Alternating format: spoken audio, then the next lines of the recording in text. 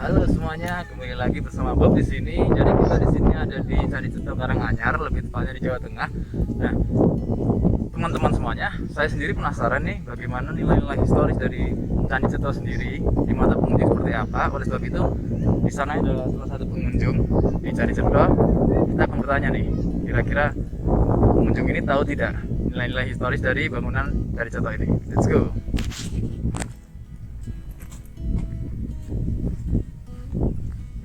Mas, halo Mas. Ketemu lagi mas. Ketemu lagi Mas. Ya. Kemarin di museum sama ya? Di Kak? Museum Kris ya? Oh iya. Sama sini. Saya kira kita di sini ketemu lagi Mas. Ya, ngapain mas di sini? Sebenarnya saya ini penasaran Mas. Penasaran. Masnya ini kira-kira tahu nggak sih nilai-nilai historis di bangunan Candi Ceto ini seperti apa? Dan menurut Mas sendiri tuh Candi Ceto seperti apa sih di mata Masnya sendiri? Oke. Ya Mas, gimana Mas ini jadi Mas? Sebenarnya saya juga nggak tahu sih mas. Coba ini sih saya ngawur semua Oh ya. iya Mas, nggak apa-apa, Tapi Mas. semoga- Ini kan, opini pengunjung lah itu. Betul sekali. Tapi semoga bisa untuk wawasan lah edukasi referensi ngawur itu. Itu Mas. Gimana Mas? Nah, jadi candi Ceto ini sendiri adalah candi peninggalan Hindu. Iya. Dapat dilihat dari bentuk bangunan Hindu itu lebih sempit tapi memanjang ke atas mas. Seperti kita lihat di bagian teras-teras itu kan sempit tapi ke atas. Oh iya iya. Jadi ini adalah salah satu candi peninggalan Hindu. Nah, juga candi ini tuh dipercaya adalah peninggalan dari era Majapahit mas. Jadi udah lama sekali Mas ya ini. Mas. Itu kira-kira kalau era Majapahit yang terakhir itu sekitar 1400-an mas. Kalau sama Candi Prambanan kira-kira Lebih tua Prambanan. Oh iya. Di Prambanan itu sekitar abad ke-9 kalau nggak salah itu. Zamannya Mataram Hindu. Jadi jauh lebih tua lagi. Nah kalau ini masih hubungannya sama cerita rakyat itu masih dipercayai ketika masih berhubungan dengan Raja Brawijaya V yang naik ke puncak Gunung Lawu mas. Ya, mungkin kita bisa sambil keliling-keliling ya Mas ya. Boleh gitu boleh. Mungkin dari tempat sana dulu. Gimana Mas enaknya ini Mas? Ya kita langsung aja naik ke atas itu. Terus Let's go. Aduh. Ya ini bangunan apa Mas? Menurut Masnya ini ya? ya, Ini bangunan kita ini. sebelum relief ya peninggalan dari Sumbo Sogo Candi Ceto sendiri. Iya. Nah, Agak nilai kesini, Mas. filosofisnya Ada ini kamera. Oh iya Mas, maaf. Jadi gimana Mas ini Mas? Ya, filosofisnya itu gimana?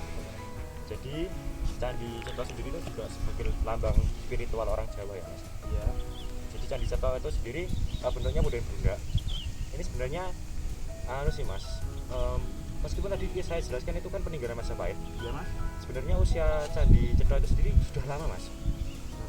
Dilihat dari bentuk punden Brunda ini adalah bentuk kepercayaan kita zaman dahulu, di mana punden Brunda itu adalah simbol proses pendekatan diri kepada Tuhan. Itu sudah jauh ada sejak zaman sebelum adanya agama-agama besar masuk ke Indonesia, Nusantara lebih tepatnya. Nah, jadi salah satu simbol spiritual ini juga bisa dikatakan simbol spiritual. Di sini, Maksudnya gimana? Sebetulnya ini kan batu-batu yang terbentuk yang semua tadi. Betul, betul. Gimana Mas? Nah. Penjelasannya dari mungkin dari ujung sini sampai ujung sana Mas itu gimana Mas? nah ini yang paling terkenal di sini adalah bentuk lingga dan yoni mas. Oh iya, saya pernah dengar itu Mas. Nah, kebanyakan bentuk lingga itu hanya seperti kayak sebut seperti tugu, Oke. dan yoni itu seperti tataan yang berlubang. Oh, Itu iya, di kebanyakan candi kepercayaan itu. Cuma di sini bentuknya lebih unik mas, karena ini dibentuk seperti relief cerita. Oh iya. Dan lingga yoni sendiri itu ada filosofinya. Lingga nuwun sewu sebagai penggambaran alat kelamin laki-laki, penis. Oh iya. Dan yoni sebagai filosofi nuwun sewu alat kelamin perempuan. Ya. Nah seperti itu. Saya paham Mas. Nah, kenapa kok di tempat suci seperti candi ini ada simbol lingga dan yoni nuwun sewu sebagai bentuk alat kelamin? Karena sebenarnya dari lingga dan yoni ketika bertemu disitulah awal terjadinya kehidupan. Dan Tuhan sebagai pusat alam semesta, pusat dari segala kehidupan dapat disimbolkan dalam salah satunya dengan lingga dan yoni sebagai awal kehidupan. Seperti itu mas. Kalau yang itu Mas, yang tengah itu Mas. Nah, Yang saya gitu. non itu Hesau ini ya. Jadi secara keseluruhan cerita ini tuh menggambarkan perjalanan Garudayana mencari Tirto Amerta. Apa ya Mas? Tirta Amarta itu. Tirto Amerta itu Tirto itu air, Amerta itu kehidupan.